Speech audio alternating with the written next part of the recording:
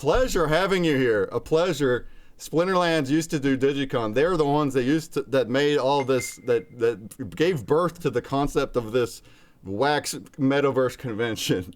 Digicon was different in ways, and then it ended just because of how the whole climate works. And then we took it over independently. Here we are at NFTOPIA, and Splinterlands is here with us. We're gonna let you have the floor. Tell us all about Splinterlands, Invenium, whatever you want. We're gonna look at the screen, and anyone can ask questions in the chat, and we'll try to relay the questions.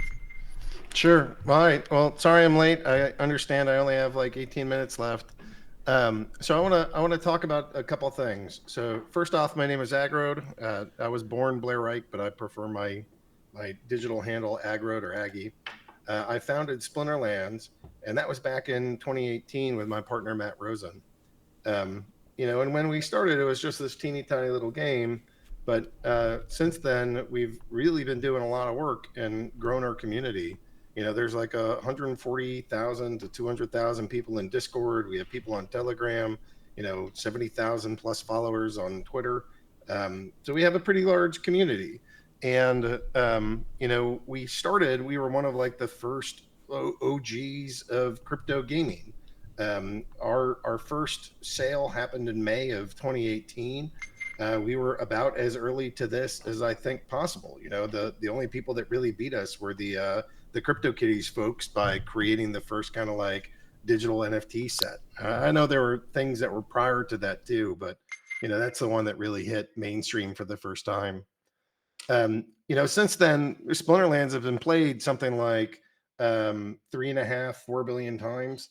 And we've done more than 2 billion transactions on chain. So we are one of the most active, blockchain projects that has ever existed. When we started this, it was just this idea that we were going to do Splinterlands, and we never even dreamed of doing anything else. But as the years went on and we were successful, and having been able to sell tens of millions of dollars of products, we said, hey, it would be good to go build other things too. So what we did is we looked at the software that we were using for Splinterlands, and we said, if we make some changes, we could really open this up to other projects too. So that started back in like 2021, and the first kind of outpouring, or the first project that came out of that, was what we call Genesis League, and it's like a platform for doing sports games. And our first partnership was the Major League Soccer Players Association. So in our game, which is the goals game, which I can show over here, we have all the real like soccer players that are in the United States. And when we started this, that wasn't it wasn't as big as a deal as it is now. These players and these people, they're actually quite popular these days. That they've gotten an Apple TV deal, and it's just blown up far bigger than I ever expected it to. And it's just really like a popular, fun thing that folks are doing now. So we have, the real players baked into the game. And this was our Splinterlands was the first game, but this was really our first approach getting into something different. And then later on, in the bear market, it's hard to do these deals with the large like sports orgs. They're pretty expensive, and they want money up front and all this other stuff to get player images and likeness. So we said, look, we want to go do something else. And what we did is we kind of forked that entire project, and we took it over to Arcade Colony. And Arcade Colony is a place for video games, just arcade games. So like, Splinterlands is anything that has to do with Splinterlands. It's like an IP or intellectual property based project. The Genesis League Sports is anything having to do with like sports games. And then we have Loon Carts, which is built on Arcade Colony. Arcade Colony is meant for all kinds of games, just regular arcade games. And here's our first kind of like sports game or the first arcade game that's coming to it. And the big thing about this to me is that we're building the game in Unity, and we're connecting it to the blockchain. So Unity, like if you go into the App Store or the Google Play Store and you download a game, the numbers have ranged that I've heard, but somewhere between 50 and 90% of those games are built in Unity. So if you want to find people and find games and find communities that already exist, you kind of have to interact with other projects that have already been around. And Unity is one of the biggest. So what we did is we realized, hey, if we build the right tool set, we can go allow other games to build here. And we'll build one ourselves. That's what this Mooncart thing is. It's a demonstration project to show, hey, we can take a game and we can a Unity based game and we can bring it to the blockchain.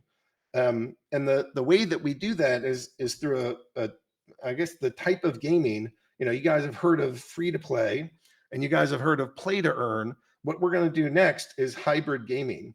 And what it is we're going to combine and run simultaneously your free to play game and your play to earn game. So free to play games are great for the players because they cost nothing to join. It's easy to start.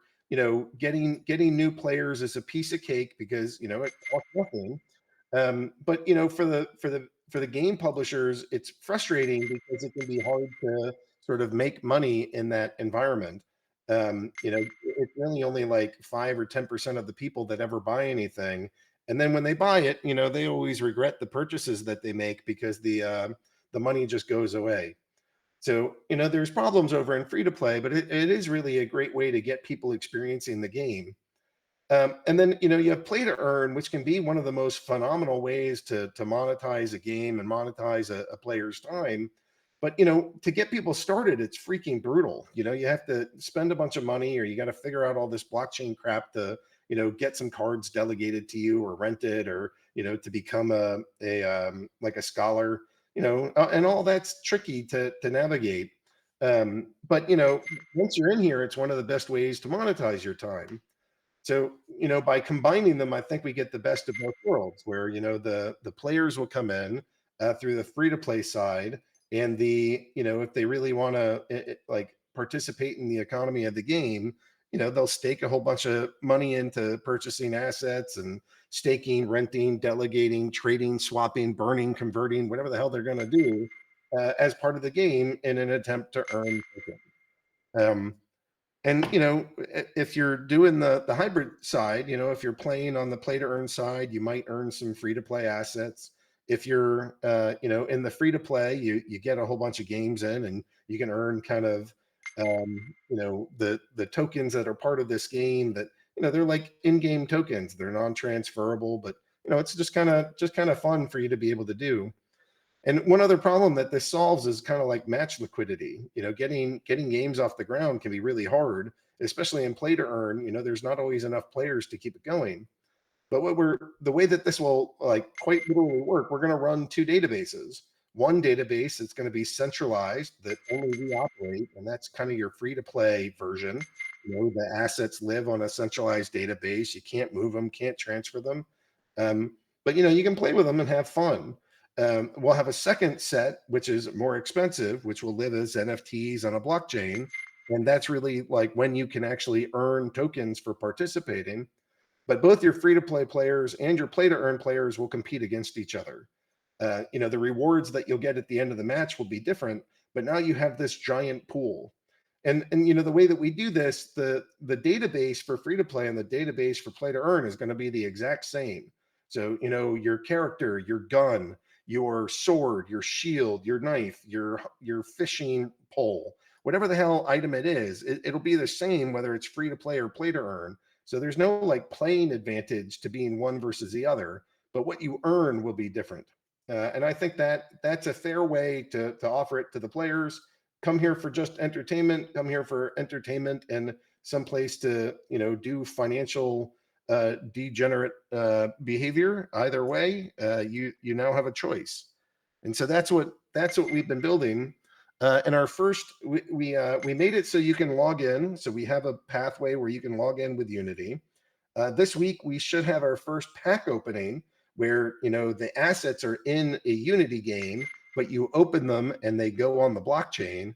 And then within the next week or two, I expect that you'll be able to do the full play loop of choosing free to play, choosing play to earn, whatever you want to do, and now you can start playing games.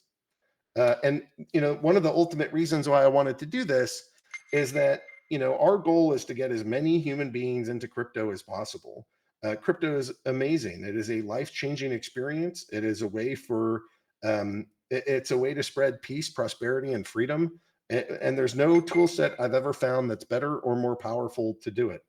So I want to get people in here. And, I don't think that trading on Binance is the thing that's going to do it. I think it'll be games, and I think it'll be popular games that drive people here. And it's hard to make games if you don't have game engines like Unity. It just takes too long, and it's slow, and it's shitty, and it's expensive. But if you could do it all in Unity, man, that stuff gets cheap and fast. So now you have super high quality games. They're easy to produce. And if you can just do that, kind of magically with us, man, I think that'll save a lot of people time, help them make a ton of money in play to earn, and really make for like a seamless user experience for the players. So if you happen to have a game, or people that do have Web 2 games that might want to, take their standard Web 2 game and convert it to a blockchain game, we can do that. And if a little bit down the road, we're focused on games now, but the technology that we built is really like a Swiss Army knife for crypto, so that we can take any Web 2 application and turn it into a Web 3 application. So if you have a Web 2 business and you want to go tokenize all of it and turn all of it into a blockchain experience, we can do that. But we're going to focus on the games to begin with. But my process going forward is to find Web 2 games, maybe not the number one or number two in a category, but if you're 3 through 10 or 3 or below, and you're having a hard time gaining market share or increasing your revenues, or if you have kind of like an older game, something that was popular, 2005, but it's no longer popular, all those kinds of things could get a second life as one of these hybrid games that's both, on free to play and play to earn. So we have a method to do this. You guys could build a game, come talk to me. We can get it put onto the blockchain, and it can run as both a free to play and a play to earn game. And that's what we mean by hybrid gaming. That's the technology stack that's underneath the hood, which we call Invenium. The company is called Invenium, and the tech stack itself is called Invenium. If it's an arcade game, it can live in Arcade Colony, and we have some tokens in a DAO that might be applied to bring your game here. If it's a sports game, that could go on Genesis League Sports, and then there's a separate set of tokens that might go to your game to distribute to players that you attract. And that's what we've been building, and it took us freaking 5 years, 6 years to get here. But now I think we have a universal tool set to take any Web 2 application, turn it into Web 3. We're starting with gaming.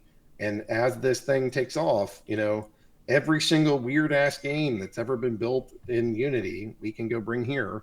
And I think we're going to bring a lot of people to the Hive blockchain, to cryptocurrency in general, and give a lot of folks some amazing experience. I know I said a lot. Waffle Skitty, you got questions or thoughts or? That's fantastic. I love that you said a lot. That's great. I love a good presentation and let people just soak it in. So much good stuff said. Am I right? That especially at the end, that initiative there of merging the Web 2 using the gaming, that whole outlook that you're doing there. Keep that up, and we've been preaching this on streams and stuff. But I'm not a gaming company. You are, so do that great work. It's awesome. How about the Wax blockchain, DJ? Yeah, Splinterlands is on both. Yeah, that's just a matter of bridging. What I've found is that Wax nodes are really hard to interact with. We interact with a whole shit ton of chains, and thus far my experience is that Wax nodes have not been very reliable for the way that we do things. So maybe there's a fix to that, maybe not, but that's one of the reasons why it's not like the first part of my presentation is how we're going to go integrate. If we can figure out a good solution with the nodes, I love the Wax community. You guys are a bunch of like hardcore degenerates. You're my favorite kind of people. But it's technically challenging because all the freaking time, the nodes are dropping. And it's not like X itself is completely unusable. It's that the way that we connect with Wax is, for whatever reasons, quite difficult to maintain. So, and there's not a lot of like RPCs that are still hosting the kind of types of tools that we need to interact. Mm-hmm. So if we can, my focus is right now just getting moon carts up and getting the first demonstration up. Later on, my focus will be, how do I make sure that I can interact with as many blockchains as possible? And Wax is certainly at the top of that list. You guys are awesome. But it'll be a little bit, because one, it takes time to get all this infrastructure in place. And then two, we know that there's challenges with the Wax infrastructure that we want to interact with, but have a difficult time interacting with. Well, thanks for that answer. It's good, like really got across the reason. Like hey, and we appreciate that transparency. What is there a better one than Wax? We're talking about Hive. They're on Hive. Hive blockchain is also a very very good a very efficient blockchain as well. And like you said, it's about the bridging. There's already bridging between the two. A lot of projects are familiar with Hive and Wax. They're familiar, and then there's numerous that do both, like Crypto Shots right here as well, the one that right next to us that we'll talk to later. And we're gonna have a whole Hive AMA later as well to talk about all that. So stay on the train, and we can learn a lot more together. But like Crypto Shots is an active first-person shooter game that has NFTs on both and crypto on both, and it is bridging both. So that's an example of like how you're utilizing both. And Hive is also very good. Most of our booths here are Wax projects. We have a little group here of Hive, and then even a little bit more multi-chain. But we're about it. Thank you so much for that. A little bit of a late start, but whatever. Nice and packed and dense of info. A few people say that first an intro to Splinterlands. They didn't know much about it. They're going to look more into the game. You heard it from the founder and what his perspective is. That's fantastic. I guess you got this figured out enough. He's going to join the gaming panel here in 1 hour. We'll have a Web3 gaming panel, and then we'll let him talk a lot more about the topic. How's that sound to everybody? No, thanks for having me, Waffles Kitty. It's always good to connect. Thanks for keeping NFTOPIA alive. It's good to see people here learning about these projects, and whether on just the lowest end, you guys could come in, play. In the next couple of weeks, we should have moon carts up and running, and it should be free to play. And if you want to go, buy the real packs and have NFTs, you can do that. And come experience the first like real Unity game just connected to the blockchain.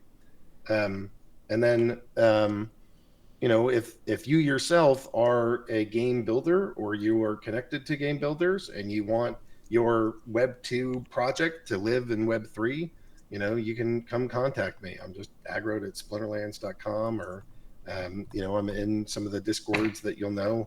They're at the bottom of the screen for the in these games. You can just click on Discord down there, and you can see, get into our groups. But if you happen to be building a game or know people that are, and they want it to be both Web 2 and Web 3, please come contact me. We're starting our funnel now and getting new projects kind of integrated into this site, because at the end of all this, when we're done, we're going to be like Steam, the game store for Web 2, but we're going to offer all of that plus all this other shit that lives on top is like a Web 3 gaming platform. It should be awesome, and we'd love you to participate with us.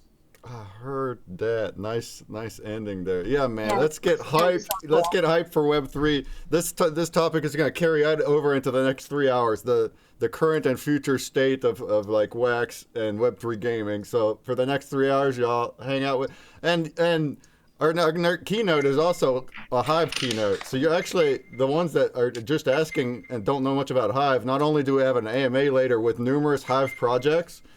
Sniper's right here, right next to me. He's from Crypto Shots, and he organized numerous Hive projects to come over and do the AMA. But then for the next hour, we have the pleasure. You have the pleasure of listening to Crimson Clad from Hive to talk about the kind of the state of Hive and things. We were going to split it 20 minutes for Lucas about Wax, the CTO of Wax, and then 20 minutes for her. I mentioned earlier, unfortunately, Lucas got ill and he couldn't make it. Nobody wants to do it sick. You can't. It's okay. It happens. But Crimson can fill it. She's good. She can fill time. She'll have a longer spot, and then we're just gonna have a longer intro here right now in the next 20 minutes, and then the Wax Talk will happen in 2 hours. We'll have a wax education panel hour where we're gonna dive into wax a bit more for anyone that's more surface level on wax. That could help you going into the block producer and like different other things. So stay tuned and let's carry on the train. It's been a fun first hour already, right? For day 2 and an epic day 1 yesterday. Absolutely epic. So why don't we migrate right over there to that area called main stage. We'll just migrate over there. We're going to set up a couple of screens and then we'll kick off the main stage panels. Thank you all for being here.